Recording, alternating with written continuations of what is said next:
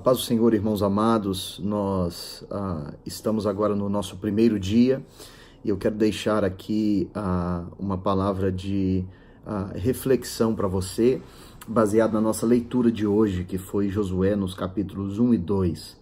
Essa manhã nós tivemos um tempo maravilhoso na presença de Deus, bem ao nascer do sol, estávamos ali na casa do Senhor, buscando a Ele. E é fantástico como a presença do Senhor estava naquele lugar. Eu creio que esse tempo realmente será um tempo diferenciado para nós. Eu sinto que o que vamos experimentar neste ano será algo completamente novo, que não experimentamos nos anos anteriores. Eu creio que Deus tem novidade para nós. Queridos, eu quero deixar aqui rapidamente com vocês algo que tocou meu coração. A leitura de hoje são 2 capítulos, o capítulo 1 e 2 de Josué. O capítulo 1 de Josué, Deus está aqui começando uma transição, uma transição de governo, uma transição de liderança. Moisés havia morrido, e Deus estava instituindo então Josué como líder do seu povo para guiar, liderar o seu povo às vitórias que viriam a fim. E o que eu acho interessante é que o livro de Josué é um livro de conquistas, É um livro que relata o processo de conquistas de algo que Deus havia prometido para o seu povo. E isso é importante, porque não é porque Deus prometeu que isso significa que não teremos que guerrear para conquistar. A promessa de Deus basicamente Deus nos dando a oportunidade de conquistar algo. E foi assim com o povo de Israel. Deus deu ao povo de Israel aquela promessa de que eles iriam habitar naquela terra, e Deus estava dando a eles a oportunidade de conquistar. Mas era necessário um passo de fé por parte deles, porque humanamente falando, eles não tinham condições de vencer aquelas batalhas, de vencer aquele inimigo. Era um inimigo mais forte do que eles, mais poderoso do que eles, humanamente falando.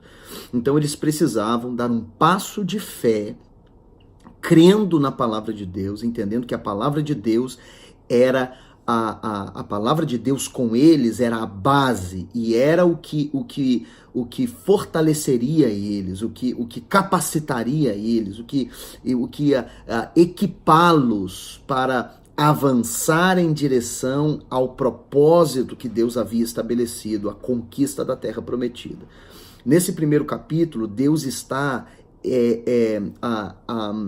encorajando Josué, Ele diz, reafirma para Josué que ele realmente havia o chamado e que ele seria com Josué assim como havia sido com Moisés, e que ele não ia desamparar Josué e nem o povo, o seu povo, e ele instrui Josué: seja forte, seja corajoso, seja cuidadoso com a minha palavra, com as minhas ordenanças. O Senhor falando com Josué, por quê?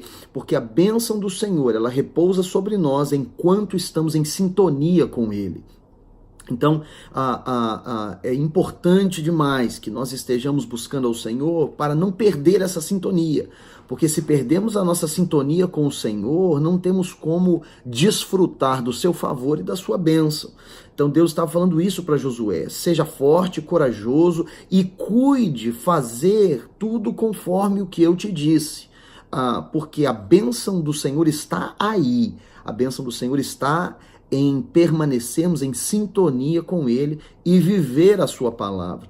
E o que eu acho mais interessante no capítulo 1 é um versículo que às vezes passa desapercebido, que é o versículo 10. O versículo 10, depois de Josué ter ouvido tudo isso do Senhor, Deus dizendo: não foi eu quem te mandei, seja corajoso, não temas, não te espantes, porque o Senhor Deus é contigo, por onde quer que andares. E aí o versículo 10, a Bíblia diz: então deu ordem Josué aos príncipes do povo, dizendo. E aí ele começa a passar orientações para o povo se preparar, porque 3 dias depois eles iam atravessar o Jordão. E esse versículo 10 me impacta muito, por quê? Porque muito frequentemente a gente, logo depois de ouvir algo da parte do Senhor, uma mensagem de encorajamento, uma mensagem para renovar os nossos ânimos, a promessa de Deus sendo reforçada para nós. Às vezes, após ouvir tudo isso, a nossa reação não é agir. A nossa reação é entrar em um modo de passividade contínua. E a grande verdade é que assim que Josué ouviu do Senhor que Deus era com ele e a fé dele foi confirmada, assim que ele ouviu do Senhor, ele estava pronto para dar um passo de fé. E ele começou a dizer ao povo: se preparem, se preparem, se preparem, porque Deus falou e isso é suficiente para agirmos, cruzarmos o Jordão e entrarmos em batalha.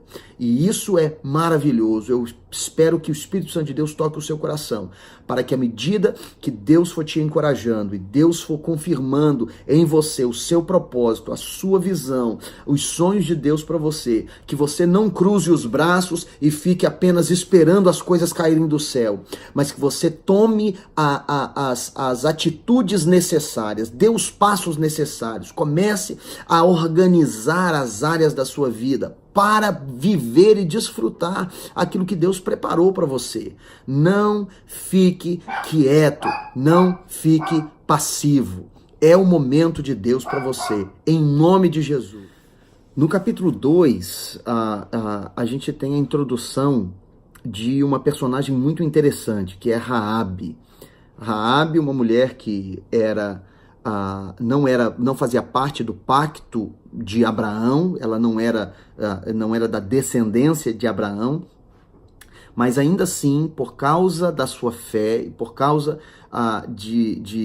logicamente, uma seleção divina, misericórdia divina, mas por causa de como ela creu no que Deus estava fazendo no meio do seu povo, Raabe demonstrou algumas características importantíssimas e foi inserida na linhagem da promessa de Deus. Lá na frente, amanhã, talvez a gente fale um pouquinho mais a respeito de Raabe, que é realmente uma personagem para mim fascinante nessa narrativa bíblica, porque descobrimos lá na frente que Raabe, apesar de não ser descendente de Abraão, apesar de ser uma mulher da vida, ela era uma prostituta, Raabe, ela foi inserida na linhagem messiânica. E lá na frente a gente descobre que ela teve ligação com Davi, até mesmo o rei Davi veio da linhagem de Raabe. E é muito interessante como Deus faz essas coisas. Mas as características que Raabe demonstra aqui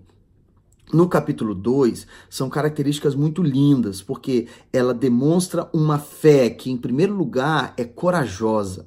Habilidade de assumir para si algumas responsabilidades, a coragem de tomar decisões quando as oportunidades se apresentam, quando a porta se abre, né? Em segundo lugar, a Raabe também demonstra uma fé confiante, a confiança de que Deus estava com o seu povo. E tem 2 versículos aqui que eu quero pontuar para você e mostrar para você em seguida, que te mostram como Raabe estava confiante de que Deus era com o povo, né? Em terceiro lugar, Raabe se preocupou com o próximo, com aqueles que não eram nem da família dela, aqueles 2 espias.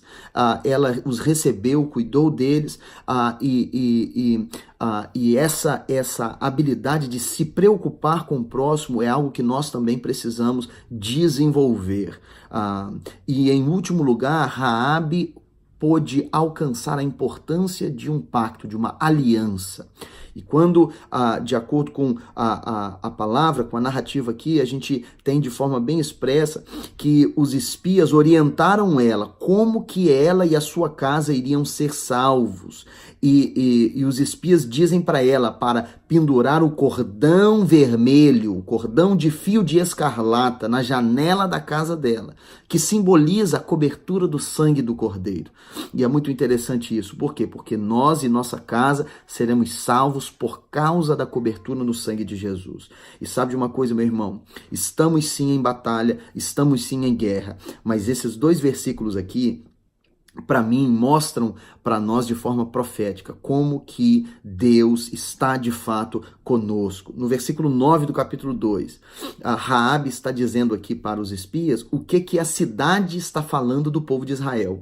E lhes disse, bem sei que o Senhor vos deu essa terra. Olha só, a batalha não havia nem começado ainda, a guerra não havia nem começado ainda. E ela diz, e que o pavor que infundis caiu sobre nós e que todos os moradores da terra estão desmaiados. No versículo 11, ela diz, por causa de tudo aquilo que Deus fez, porque a fama do Deus de vocês chegou aqui. Aí no versículo 11 ela diz, ouvindo essas coisas que Deus havia feito, desmaiou-nos o coração e em ninguém mais há ânimo algum por causa da vossa presença, porque o Senhor, vosso Deus, é Deus acima dos céus e embaixo da terra.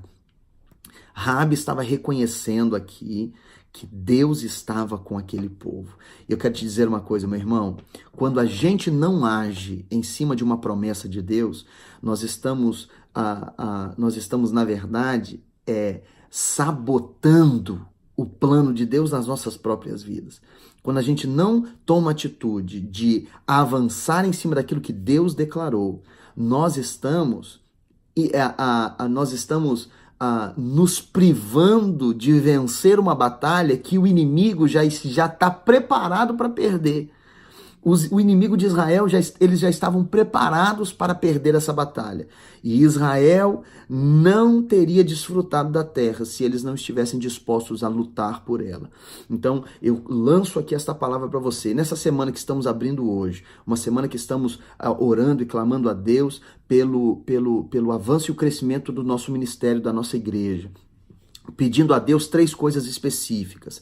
Nós estamos pedindo a Deus um toque sobrenatural que traga arrependimento. Nós estamos pedindo ao Senhor um envolvimento relevante na nossa comunidade. Nós estamos pedindo a Deus o crescimento sustentável. Estamos orando ao Senhor pelas iniciativas do ministério, pela liderança, pela família pastoral. Estamos intercedendo ao Senhor. Mas por quê? Porque nós cremos nisso daqui. Nós cremos que é tempo de agir em cima daquilo que Deus prometeu. Por quê? Porque o inimigo já se preparou para perder. Agora somos nós que temos que nos preparar para vencer. Somos nós que temos que nos preparar para lutar e para levar avante aquilo que Deus estabeleceu para cada um de nós em nome de Jesus. Eu abençoo você. É só o primeiro dia. Tem muito mais para a gente refletir à frente. Eu sei que Deus falou contigo hoje e vai continuar falando contigo nos próximos dias em nome de Jesus.